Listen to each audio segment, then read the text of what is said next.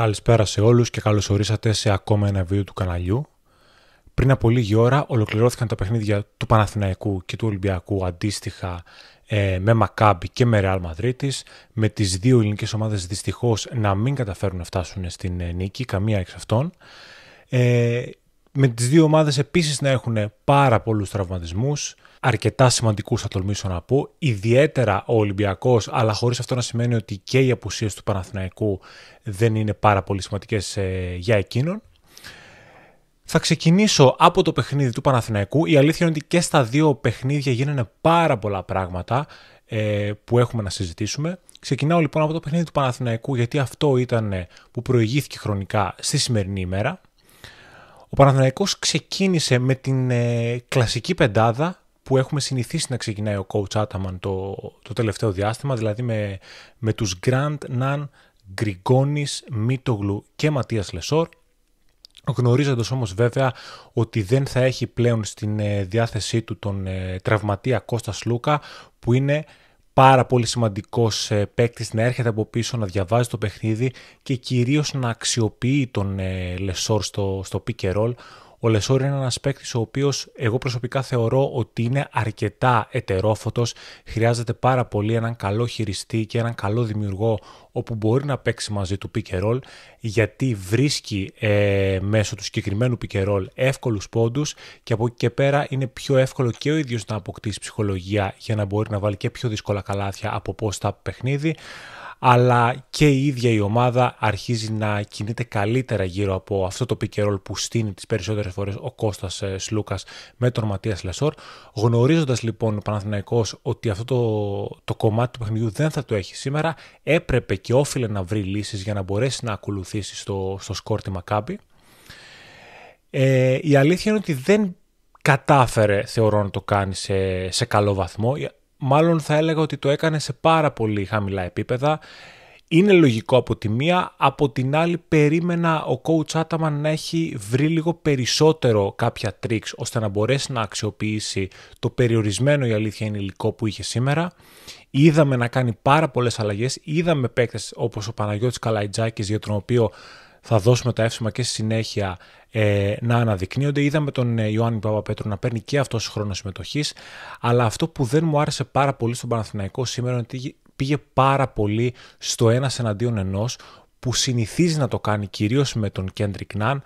αλλά επειδή δεν είχε το pick and roll παιχνίδι που θέλει να έχει συνήθως, το έκανε με πάρα πολλούς παίκτες πέραν του Κέντρικ Ναν. Το έκανε πάρα πολύ και με τον Τζέριαν Γκραντ, το έκανε πάρα πολύ και με τον Γκριγκόνης, και αυτό είχε ως αποτέλεσμα να αναγκάζεται να πηγαίνει σε μεγάλες επιθέσεις χωρίς να έχει πολλές επιλογές μέσα σε αυτές, και στο τέλος να καταλήγει σε κάποιο μεσαίας ή μακρινής απόστασης σουτ σε προσπάθεια ένας εναντίον ενός, που τις περισσότερες φορές ήταν και καλά μαρκαρισμένο. Έβαλε κάποια τέτοια στην αρχή, γι' αυτό και είχε τη δυνατότητα να είναι μπροστά στο σκορ για ένα διάστημα στην αρχή του παιχνιδιού, αλλά ήταν δεδομένο ότι δεν θα μπορέσει να συνεχίσει έτσι και στην υπόλοιπη διάρκεια του αγώνα, γιατί δεν είναι εύκολα αυτά τα σουτ για διάρκεια 40 λεπτών, ειδικά όταν κάποιοι παίκτες αναγκάζονται να έχουν και πολλά λεπτά στα πόδια τους. Πάρα πολύ ωραίο τρίκ ήταν αυτό που έκανε ο coach Κάτας κατά διαστήματα. Προσπάθησε να παίξει παγίδες στον βασικό χειριστή του Παναθηναϊκού αρκετά συχνά και πριν περάσει το κέντρο. Το είδαμε να το κάνει και στη διάρκεια του παιχνιδιού, το είδαμε να το κάνει και στο φινάλε όμως. Έτσι αναγκαζόταν ο Παναθηναϊκός να τρώει πάρα πολλά δευτερόλεπτα, γιατί φοβόταν μην κάνει τη λάθος πάσα. Περίμενα από εκεί, είναι η αλήθεια, από παίκτες κυρίως όπως ο Τζέριαν Γκραντ, που θα αναλάμβαναν αυτό το κατέβασμα της μπάλας, να είναι πιο επιθετικοί για να μπορέσουν να σπάσουν την παγίδα και να μην είναι τόσο διστακτικοί, γιατί αυτό είναι που θέλει να κάνει εκείνη τη στιγμή η παγίδα, να σε οδηγήσει στο να είσαι διστακτικός και να ψάξεις την πάσα, και έτσι η υπόλοιπη άμυνα, η δεύτερη και η τρίτη ζώνη άμυνας, να είναι έτοιμη να περιμένει να κάνει κάποιο κλέψιμο, ή στην άλλη περίπτωση να σε καθυστερήσει να κάνεις 8 δευτερόλεπτα, και ακόμα και αν δεν κάνεις 8 δευτερόλεπτα να μην καταφέρεις να έχεις μια πλήρη επίθεση στο μισό γήπεδο. Το έκανε πάρα πολύ καλό αυτό η Μακάμπι και νομίζω ότι κέρδισε πολλά πράγματα από αυτό. Ο Παναθηναϊκός είχε σύμμαχό του τα επιθετικά rebound, πήγε πολύ στο επιθετικό rebound, αλλά λόγω του τρόπου με τον οποίο εξέφραζε τις περισσότερες επιθέσεις του δεν εκμεταλλεύτηκε πολλά από αυτά. Προσωπική μου άποψη είναι ότι ο Λεσόρ δεν έπρεπε να παίξει τόσο πολύ σήμερα και σε καμία περίπτωση δεν έπρεπε να κλείσει το παιχνίδι. Είδαμε πάρα πολύ καλή εμφάνιση από την ομάδα του Παναθηναϊκού όσο ήταν μέσα ο Κώστας Αντετοκούνμπο, ο οποίος έδωσε και λύσεις επιθετικά αλλά ακόμη περισσότερα λύσεις αμυντικά. Στο συγκεκριμένο παιχνίδι ο Λεσόρ, για τον λόγο που ανέφερα και στο ξεκίνημα του βίντεο, θεωρώ ότι δεν μπορούσε να αξιοποιηθεί τόσο καλά όσο ο Κώστας, γιατί ουσιαστικά ο Παναθηναϊκός χρησιμοποιούσε το πεντάρι του περισσότερο ως ένα χαμάλι που θα πάει να κάνει screen για να οδηγήσει τον χειριστή της μπάλας να πάει σε κάποιο ένας εναντίον ενός ή να δημιουργήσει εν πάση περιπτώσει με διαφορετικό τρόπο και όχι με το κλασικό pick and roll που θα ψαχτεί η πάσα στο 5. Οπότε ο Κώστας ήταν αρκετά καλύτερος για αυτό το ρόλο, είναι πιο κινητικός από το Λεσόρ, πηγαίνει περισσότερο σε επιθετικό rebound γιατί είναι πιο μακρύς και ενδεχομένως πιο αθλητικός από τον Ματίας Λεσόρ, και το βασικότερο κομμάτι ήταν είναι πολύ καλύτερος στην άμυνα. Ο Κώστας σε σχέση με τον Λεσόρ θεωρώ ότι είναι πολύ πολύ καλύτερος αμυντικά, καλύπτει εξαιρετικά στη βοήθεια, πηγαίνει πιο ψηλά για να κόψει τους αντιπάλους όταν βγαίνει σε αυτή τη βοήθεια, πράγμα που ο Λεσόρ δεν το έχει τόσο καλά, και γενικότερα οι τοποθετήσεις του είναι αρκετά καλύτερες σε σχέση με τον Λεσόρ, ο οποίος τον έχουμε δει πάρα πολλές φορές να επαναπαύεται κυρίως στο επιθετικό κομμάτι και αμυντικά να είναι κάποιες φορές ακόμη και τρύπα, θα τολμήσω να πω, πράγμα που δεν δικαιολογείται φυσικά από τα σωματικά του προσόντα και από τα αθλητικά του προσόντα, αλλά σήμερα αρκετά συχνά τον είδα να μην προσπαθεί καν στην άμυνα, και σε συνδυασμό με τον Ντίνο Μίτογλου που και αυτός αναδιαστήματα έχουμε δει να έχει αρκετά προβλήματα στην άμυνα, δημιουργούταν πάρα πολύ μεγάλο κενό μέσα στη ρακέτα, που όσο καλή και αν μπορούσε να είναι η περιφερειακή άμυνα του Παναθηναϊκού, δεν κατάφερνε να έχει μια ολοκληρωμένη άμυνα απέναντι στη Μακάμπι, που σήμερα έβρισκε πάρα πολλές λύσεις. Είχε στη διάθεσή της τον Λορέντζο Μπράουν σε σχέση με το προηγούμενο παιχνίδι απέναντι στον Ολυμπιακό. Εννοείται ότι είδαμε πολύ μεγάλη διαφορά όταν είναι ο Λορέντζο Μπράουν στο ρόστερ. Είναι ο καλύτερος παίκτης δημιουργικά αλλά και εκτελεστικά της Μακάμπι. Ακόμη και αν δεν τραβήξει ως προς την στατιστική, το gravity που έχει σαν παίκτης είναι πάρα πολύ μεγάλο και βλέπουμε ότι ανοίγει τον χώρο για τους συμπαίκτες του. Σήμερα ο Baldwin ήταν αυτός που δημιούργησε τα περισσότερα προβλήματα για τον Ολυμπιακό, όντως ο πρώτος σκόρερ της Μακάμπι, αλλά συμμετείχαν και πάρα πολλοί άλλοι παίκτες στο σκοράρισμα που προβλημάτισαν τον Ολυμπιακό, όπως ο Κόλσον, τον Παναθηναϊκό με συγχωρείτε, όπως ο Κόλσον, όπως ο Νίμπο, όπως ο James Webb αναδιαστήματα, και γενικά ο Παναθηναϊκός είχε πολύ σημαντικά προβλήματα στην άμυνα. Στην επίθεση ένα πάρα πολύ μεγάλο μπράβο να δώσουμε στον Παναγιώτη Καλαϊτζάκη, και το τονίζω το στην επίθεση γιατί ο Παναγιώτης Καλαϊτζάκης είναι σταθερά καλός στην άμυνα και αυτό το περιμένουμε. Αυτό που δεν περιμένουμε είναι να μπαίνει μέσα στο παιχνίδι και να είναι ο leader του Παναθηναϊκού στο σκοράρισμα, βάζοντας τρίποντα, πηγαίνοντας στο drive, παίρνοντας επιθετικά rebound, κάνοντας εξαιρετικά κοψίματα στην baseline, απελευθερώνοντας έτσι ουσιαστικά τους παίκτες του Παναθηναϊκού που πηγαίναν στο drive, δίνοντάς τους μια πάρα πολύ και εύκολη και σημαντική επιλογή που αν δεν γίνει αυτό το κόψιμο δεν την έχουν. Νομίζω ότι το παιχνίδι που κάνει ο Παναγιώτης Καλαϊτζάκης είναι με διαφορά το καλύτερο με τη φανέλα του Παναθηναϊκού ever, και έδειξε ότι όταν έχει αυτοπεποίθηση, η οποία φυσικά έρχεται με τη συμμετοχή του και με τις καλές φάσεις που βγάζει μέσα στο παιχνίδι και με την εμπιστοσύνη από τον προπονητή, νομίζω ότι μπορεί να υπολογίσει σε αυτόν ο coach Άταμαν. Προφανώς αντιλαμβανόμαστε ότι δεν θα έχει το ρόλο που είχε σήμερα, που έπαιξε πάρα πολλά λεπτά όταν ο Παναθηναϊκός είναι πλήρης, αλλά σίγουρα είναι ένας παίκτης ο οποίος μπορεί να δώσει λύση στον Παναθηναϊκό, ξεκινώντας πρώτα απ' όλα από την άμυνα, αλλά αν καταφέρει να έχει και αυτή την εμπιστοσύνη στον εαυτό του στις φάσεις που θα του δοθούν στην επίθεση, πραγματικά μπορεί να βοηθήσει πάρα πολύ. Πάρα πολύ καλά λόγια, όπως είπα προηγουμένως, και για τον Κώστα Αντετοκούνμπο, που θεωρώ ότι χάρη σε αυτούς τους δύο ο Παναθηναϊκός κατάφερε να είναι μέσα στο παιχνίδι μέχρι το φινάλε, που ξέφυγε η διαφορά εν τέλει για 15 πόντους, αλλά αυτό είναι κάπως πλασματικό, γιατί σχεδόν μέχρι και 1,5 λεπτό πριν το τέλος ο Παναθηναϊκός διεκδικούσε στα ίδια το παιχνίδι. Αυτοί οι δύο είναι οι παίκτες που τράβηξαν το κουπί για τον Παναθηναϊκό, γιατί και ο Τζέριαν Γκραντ ήταν όχι τόσο καλός όσο άλλες φορές, αλλά σταθερά καλός και σήμερα. Κουράστηκε, είναι λογικό. Στο φινάλε δεν έκανε τόσο καλές επιλογές, αλλά δεν μπορεί κανένας να του πει τίποτα, γιατί το κουπί που έχει τραβήξει φέτος ο Τζέριαν Γκραντ είναι πραγματικά αδιανόητο, ενώ οι υπόλοιποι παίκτες του Παναθηναϊκού ήταν σε πάρα πολύ μέτρια βραδιά και με τις απουσίες που είχε ο Παναθηναϊκός, όταν οι υπόλοιποι είναι σε μέτρια βραδιά, δεν θα μπορούσε παρά να ιτηθεί μέσα στην έδρα της Μακάμπι, η οποία ήταν αρκετά καλή σήμερα, μιας και στο προηγούμενο βίντεο είπαμε ότι είναι μια ομάδα που έχει αρκετά σκαμπανεβάσματα. Πάμε να περάσουμε και στο παιχνίδι του Ολυμπιακού μέσα στη Μαδρίτη με αντίπαλο τη Ρεάλ Μαδρίτης. Ο Ολυμπιακός, ο οποίος είχε πάρα πολλές απουσίες. Απουσιάζει ο Φαλ, ο οποίος θα είναι τραυματίας για τις επόμενες 2 πλέον εβδομάδες. Απουσιάζει και ο Μιλουτίνοφ, ο οποίος κατά πώς φαίνεται έχει κάταγμα στο πόδι που γύρισε στο παιχνίδι με τον Παναθηναϊκό και θα χάσει τουλάχιστον 2 μήνες από ό,τι λένε τα δημοσιεύματα.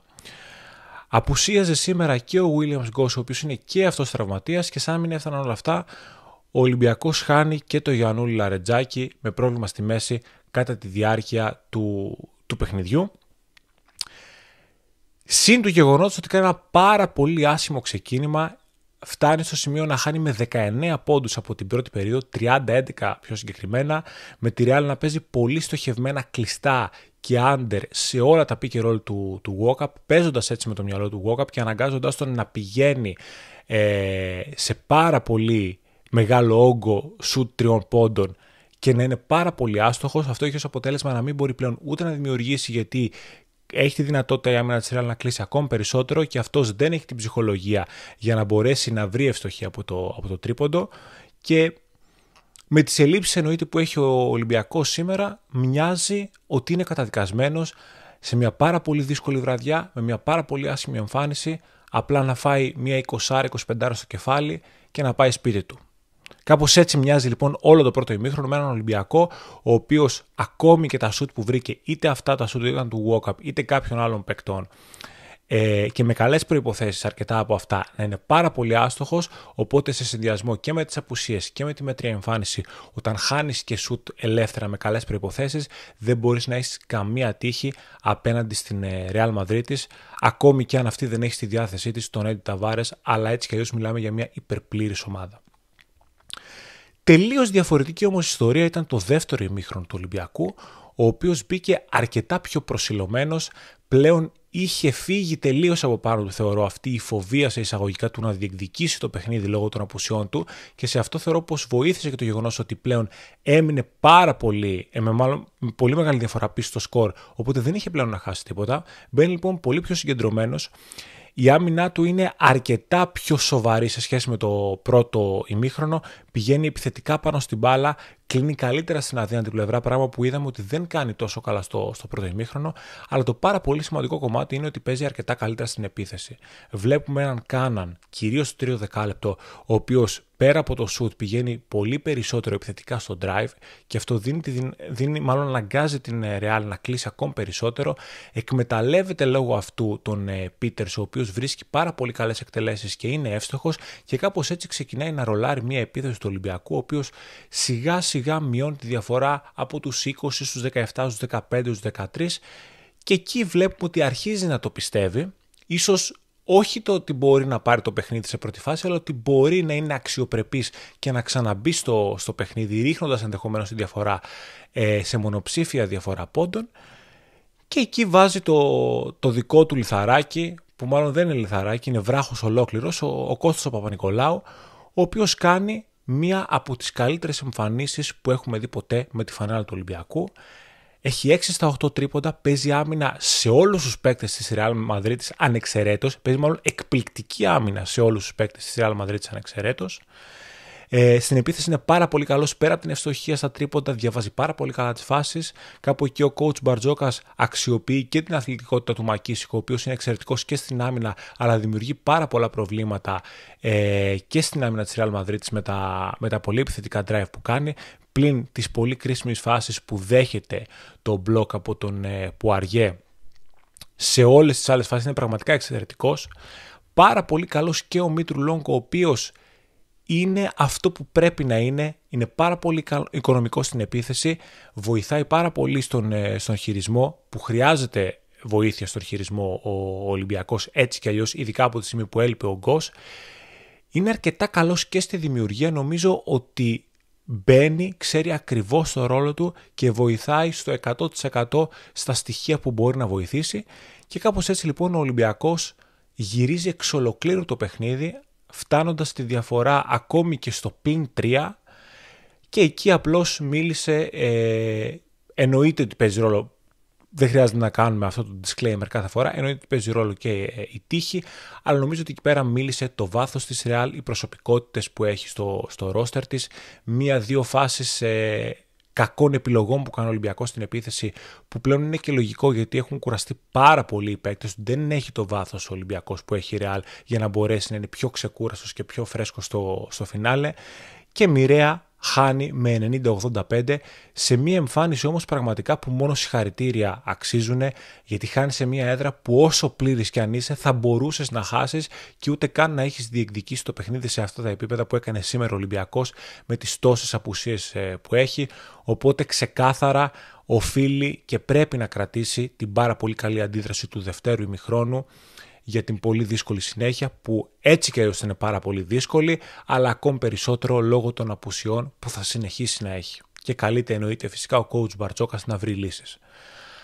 Αυτά λοιπόν στα δύο παιχνίδια σήμερα και για την ομάδα του Παναθηναϊκού και για την ομάδα του Ολυμπιακού. Δυστυχώς ξαναλέω 2 στις 2 ήττες, αλλά παιχνίδια που είχαν και τα δύο ενδιαφέρον. Δεν θυμάμαι ποτέ άλλοτε άλλη φορά και τις δύο ελληνικές ομάδες να έχουν τόσους πολλούς μαζεμένους τραυματισμούς και πραγματικά είναι πάρα πολύ άσχημο. Ας ελπίσουμε τουλάχιστον αυτοί οι τραυματισμοί να είναι τώρα και στο φινάλε της σεζόν να είναι έτοιμες όπως θα πρέπει να είναι, γιατί δεν νομίζω ότι καμία από τις δύο ομάδες φέτος έχει παίξει πλήρης στο 100%. Πραγματικά πάρα πολύ στενάχωρο και για τις δύο. Αυτά, θα το κλείσω κάπου εδώ το βίντεο. Σας ευχαριστώ όλους όσους μείνατε μέχρι το τέλος αυτού και μέχρι την επόμενη φορά να είστε καλά. Γεια σας.